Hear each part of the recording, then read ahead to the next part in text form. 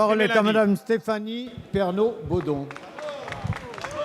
Merci, Monsieur le Président. Ma question s'adresse à Monsieur le Premier ministre. Monsieur le Premier ministre, nous sommes à 6 mois de l'élection présidentielle et il est temps aujourd'hui de faire votre bilan. Pas le nôtre que vous nous assénez à longueur de questions d'actualité sur un mandat qui s'est terminé il y a 4 ans. Le vôtre, et notamment en matière d'emploi.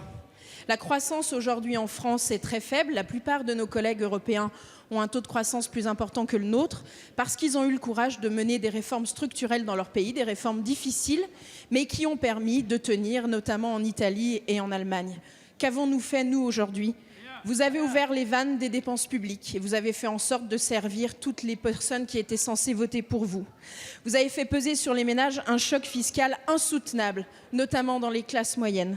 Vous avez mis en place une complexité des procédures qui rend l'économie difficile à mettre en œuvre.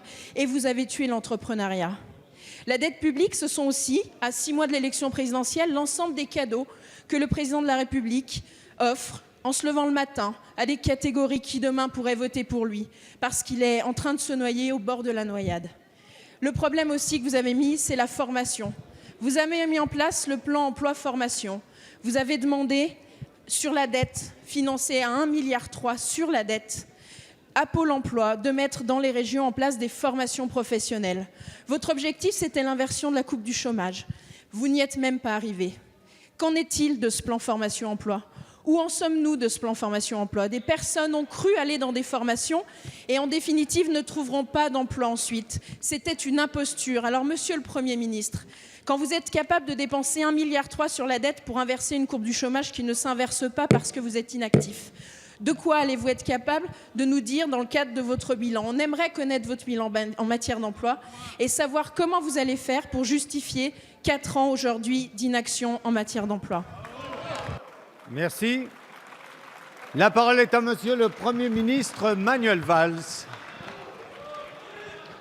Madame la députée, vous avez raison. Le temps.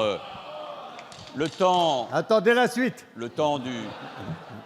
Merci, Monsieur le Président. Le temps du bilan, le temps des propositions, le temps du projet vient. Et d'ailleurs, et c'est plutôt une belle chose pour la démocratie, votre formation y participe grâce à la primaire, comme nous avions eu nous-mêmes l'occasion de le faire il y a 5 ans. Et c'est important qu'il y ait ce débat démocratique. Oui, bien sûr, il y a un problème de croissance. Il y a un problème de croissance dans notre économie, en Europe d'une manière générale. Prenez l'exemple de l'Italie et même de l'Allemagne aujourd'hui. Vous voyez bien que le niveau de croissance au niveau de la zone euro reste faible, mais on peut se poser y compris une autre question. Est-ce que nous connaîtrons dans les années qui viennent, dans le monde tel qu'il est, avec son développement économique, des niveaux de croissance très importants? Non. Donc je crois qu'il faut investir massivement dans l'éducation. Je me suis exprimé ce matin.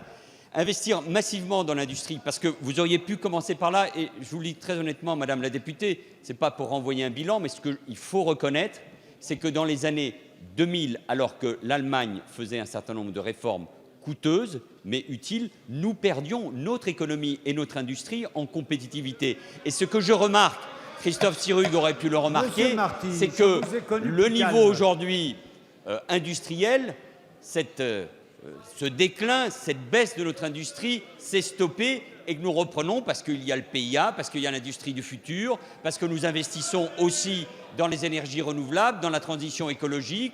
Donc ce sont des sujets suffisamment importants. Enfin, Madame la députée, on aura l'occasion évidemment d'avoir ce débat. Il y a quelque chose que je recuse et que, par ailleurs, je trouve que dans le débat public n'apporte pas grand-chose. C'est l'histoire des cadeaux. Mais de quoi voulez-vous parler ? Vous voulez parler des moyens que nous avons donnés à la police, des moyens que nous avons donnés aux enseignants, des moyens que nous avons donnés aux fonctionnaires d'une manière générale qui font la fierté de notre pays. Vous voulez parler des moyens et des aides que nous avons portés aux agriculteurs, mais découper la France ainsi en catégories, en cadeaux, entre ceux qui seraient privilégiés par la majorité, entre ceux qui seraient assistés, c'est exactement ce qu'il ne faut pas faire. Moi, je pense qu'une politique qui se défend, c'est celle qui s'adresse à tous les Français, qui permet la cohésion, qui permet, au moment où la société française, évidemment, tarauder par le populisme avec ses fractures et ses divisions, au contraire d'unir. Alors Madame la députée, vous avez posé une question sérieuse, lourde de sens. Alors oui, bilan contre bilan, proposition contre proposition, défendre le modèle républicain, le modèle social, alors que d'autres veulent le mettre en cause. Moi, je suis prêt, je serai fier non seulement de défendre un bilan, mais surtout de proposer, parce que nous avons besoin de donner du sens, de donner un projet au pays, de redonner confiance et de la fierté aux Français. Moi, Madame la députée, j'y suis prêt. Merci, Monsieur le Premier ministre.